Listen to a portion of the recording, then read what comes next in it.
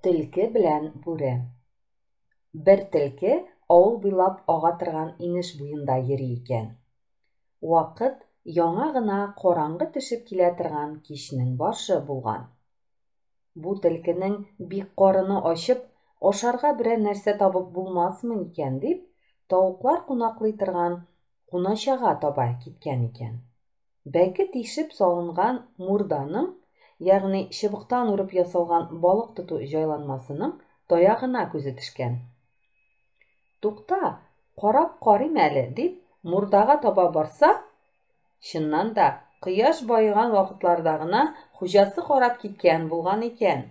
Бәкенең өсте дә катмаган. Төлке ал аяклары һәм авызы белән тарткалап, мурданы судан чыгарса, ни күрсен, балыклар тулган бит.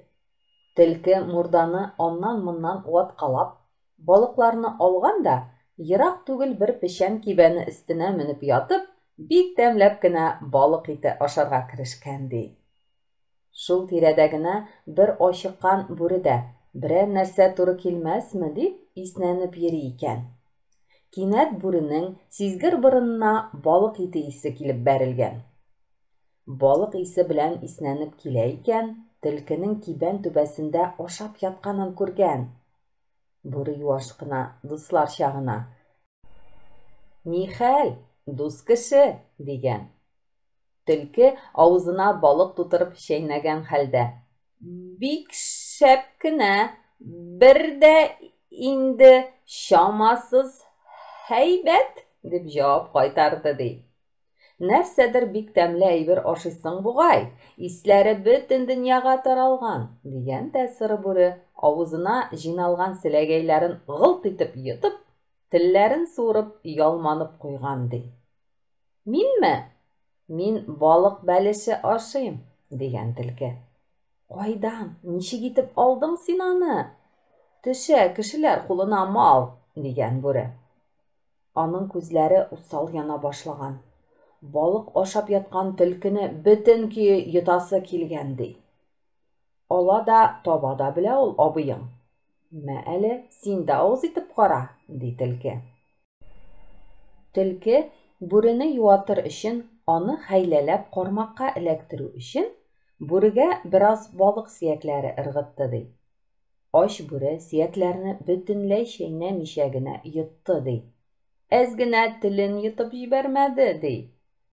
Шуннан соң бүре: "Миңа да өйрәтче, мин дә барып алыйм әле шуны", дип, төлкегә ялына-ялвара башлады ди. "Тыңлап тор яхшылап, өйрәтәм", ди төлке. "Әнә, тегендәрәк кенә бер бәке булыр. Ул бәке катмаган булыр. Әгәр дә әз-мәз генә катса, аякларың белән бозны ваткала да, су эченә койрыгыңны төбенә хәтле чумдырып тык та утыр. Үзең бер дә кыймылдама. Кыймылдасаң, балыкларны куркытырсың, эләкмәсләр", ди. "Шулай тик кенә утырсаң, синең койрыгыңның һәр бөртек йоны саен бер балык ияреп чыгар", ди. Бүре төлке өйрәткәнчә бәке кырына бара. Су өстенә юка гына булып каткан бозны ал аяклары белән ваткалап, койрыгын төбенә хәтле суга тыгып, бер дә кузгалмый утыра. Бераз утыргач, сынамак өчен генә бик әз генә койрыгын тартканда иткән иде, нәрсәдер койрыгының авырая башлавын сизеп: "Ай, харап эш, балыклар куркып качмасалар гына ярар иде", дип, тагын тыныч кына утыра башлый. Озак кына утыргач, бер вакыт койрыгын судан тартып алмакчы булган иде, һич тә урыныннан кузгала алмады ди.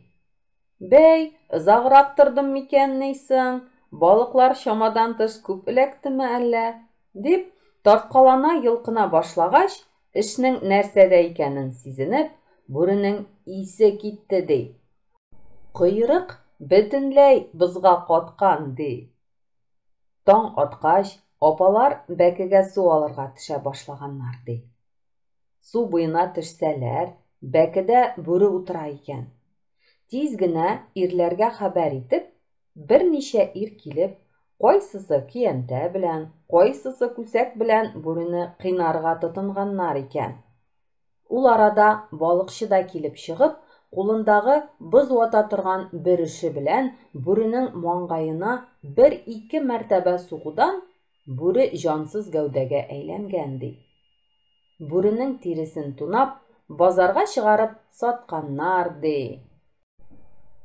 Төлке бүрегә бу хәл килгәнне кибән түбәсеннән күзәтеп кенә ятып, бу вакыйгадан ул әле дә булса көлеп йөри икән ди.